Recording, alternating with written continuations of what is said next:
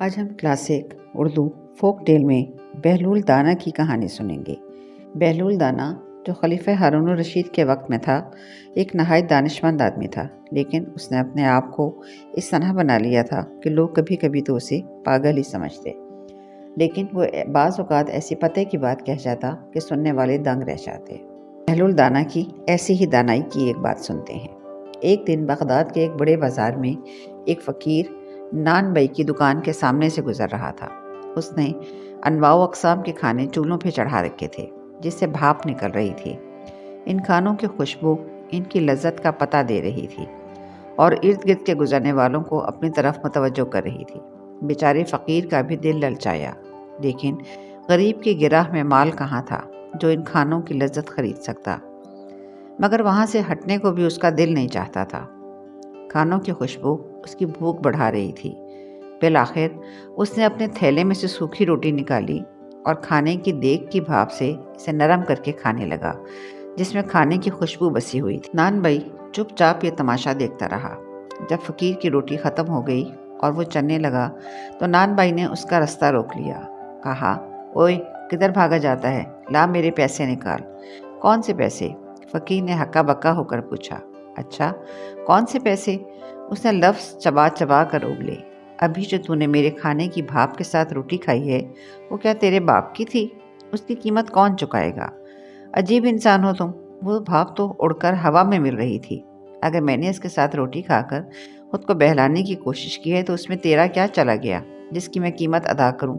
فقیر نے پریشان ہو کر کہا۔ بس بس اب ادھر ادھر کی باتیں مت کر، میں تیری جان ہرگز نہیں چھوڑوں گا۔ میں اپنا مال وصول کر کے رہوں گا۔ نان بھائی نے اس کا گریبان پکڑ لیا۔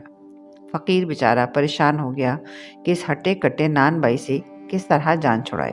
ان کی تکرار بڑھتی جا رہی تھی کہ بہلول ادھر سے گزرا اور ان کے قریب رک کر ان کی باتیں سننے لگا۔ فقیر نے اپنا ہمدرد سمجھ کر ساری بات اسے سنائی تو وہ نان بھائی سے بولا، بھائی یہ تو بتاؤ کہ اس غریب آدمی نے تمہارا کھانا کھایا ہے؟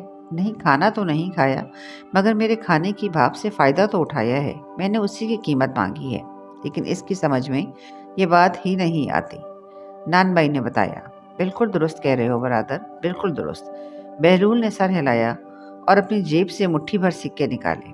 وہ ایک ایک کر کے ان سکوں کو زمین پہ گراتا جاتا اور کہتا جاتا، نان بھائی، نان بھائی، یہ لے پیسوں کی آواز پکڑ لے، یہ لے اپنے کھانے کی بھاپ کی قیمت، ان سکوں کی کھنک میں وصول کر لے، لے لے لے لے، یہ سکوں کی آواز تیرے کھانے کی خوشبو کی قیمت ہے، اسے اپنے گلک میں ڈال لے۔ ارد گرد کھڑے ہوئے لوگ ہنس ہنس کر دوہرے ہو گئے۔ نان بھائی اپنی خفت مٹانے کو بولا، یہ پیسے دینے کا کون سا طریقہ ہے؟ بہلول نے جواب دیا، اگر تو اپنے کھانے کی خوشبو اور بھاپ بیچے گا تو اس کی قیمت تجھے سکوں کی آواز کی صورت میں ہی ادا کی جائے گی۔ بہلول دانا کی بہت سی باتیں ایسی ہی عقل مندی کی ہیں۔ ایک دفعہ بہلول دانا کو کہیں سے سونے کا ایک سکہ مل گیا۔ وہ اس کے ساتھ بچوں کی طرح کھیل رہا تھا۔ کبھی وہ اس کو انگلی پر نچاتا، کبھی ریت سے صاف کرتا اور کبھی پہیے کی طرح گھماتا۔ ایک نوسر باز اس کا یہ کھیل دیکھ رہا تھا۔ اس نے اسے پاگل سمجھ کر کہا، تمہیں اس ایک سکے سے کھیلنے میں مزہ تو نہیں آ رہا ہوگا، تم یہ سکے مجھے دے دو، میں اس کے بدلے میں تمہیں 10 سکے دوں گا۔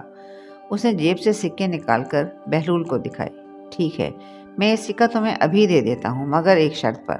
بہلول نے کہا، وہ کیا؟ نوسر باز نے پوچھا۔ پہلے تم گدھے کی طرح ڈھینچو ڈھینچو کی آوازیں نکالو، بہلول نے شرط رکھی۔ اس دھوکے باز نے سوچا کہ اس دیوانے کے سامنے گدھے کی آواز نکالنے میں کیا حرج ہے، اس لیے وہ شروع ہو گیا اور گدھے کی طرح رینکنے لگا۔ بہلول ہنسا، عجب گدھے ہو بھئی تم کہ تم نے میرے سونے کے سکے کو فوراً پہچان لیا، اور میں گدھا بھی نہیں تو بھلا میں تمہارے تانبے کے سکوں کو کیوں نہ پہچانتا؟ وہ نوسر باز اس قدر شرمندہ ہوا کہ اسے بھاگتے ہی بنی۔ امید ہے آپ کو بہلول دانا کی دونوں کہانیاں پسند آئی ہوں گی۔ اگر آپ مزید ایسی اچھی کہانیاں سننا چاہیں تو ہمارے چینل کو ضرور سبسکرائب کریں۔